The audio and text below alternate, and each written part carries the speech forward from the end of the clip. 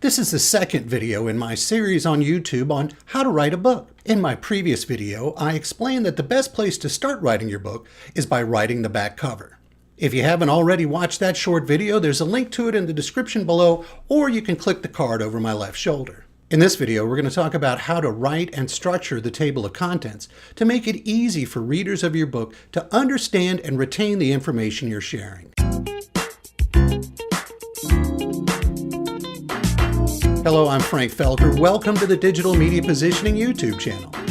If this is your first time here and you're interested in mastering your personal brand in the digital age by becoming a best-selling author, a sought-after speaker, and online educator, start now by clicking the subscribe button and be sure to click the notification bell so you won't miss a thing. In my previous video, we talked about capturing a synopsis of the message of your book on the back cover as a starting point for deciding who the book will help and what the big promise is that you're making to your reader in terms of what problem your book will solve for them. The back cover is like a 40,000-foot view of the journey they will take while reading your book and some of the milestones they'll achieve along the way. But the back cover doesn't lay out the specific steps in order that you will take to guide them on that journey. That's the job of the table of contents. The structure of your table of contents will come when you begin to break down that big problem you promised to solve into a series of more specific top-level problems that you'll solve in individual chapters. Then, within each book chapter, we identify and address the frontline problems, the specific individual questions and answers that are examined and delivered within each chapter. Let me give you an example. In 2018, I worked with CPA and serial entrepreneur Jason Osser to help him write and publish his best-selling book, Writing QuickBooks to the Promised Land: How the World's Most Successful Entrepreneurs Use the World's Most Popular Accounting Software to Make More Money in Less Time. On the back cover, Jason's big promise was, this book will not teach you how to use QuickBooks.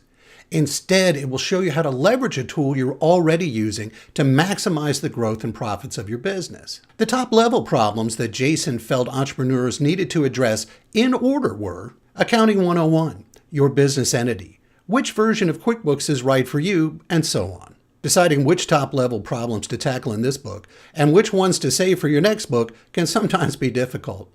That's why it's so important to write the back cover first so that both you and your reader know what this book is about and what it is not about. Determining what order to present those problems and solutions in your book can also present quite a challenge. There are basically two approaches: chronological and knowledge building. If you're presenting your personal journey, starting with a challenge that you faced and laying out the steps you went through to find the solution, then structuring the table of contents chronologically probably makes the most sense. If instead you're teaching a set of skills which build one upon the other, or you're conveying information that requires that one piece of knowledge must be communicated before the next will be understood, then use the knowledge building approach to structuring the content in your book. Let's do a quick recap. The best way to create your table of contents is to start with the big problem that you solve for your reader, as expressed on the back cover. Then you break it down into the top-level problems which become each chapter, and then fill each chapter with front-line problems addressed individually. In a future video, I'll show you how to identify those frontline problems and fill every chapter with your own words. If you found this video helpful, please click the like button, and as always, leave your comments and questions below. Again, I'm Frank Felker. Thank you for joining me on the Digital Media Positioning YouTube channel. If you're interested in learning more about mastering your personal brand in the digital age by becoming a best-selling author, a sought-after speaker, and online educator, start now by clicking the subscribe button and be sure to click the notification bell so you don't miss a thing.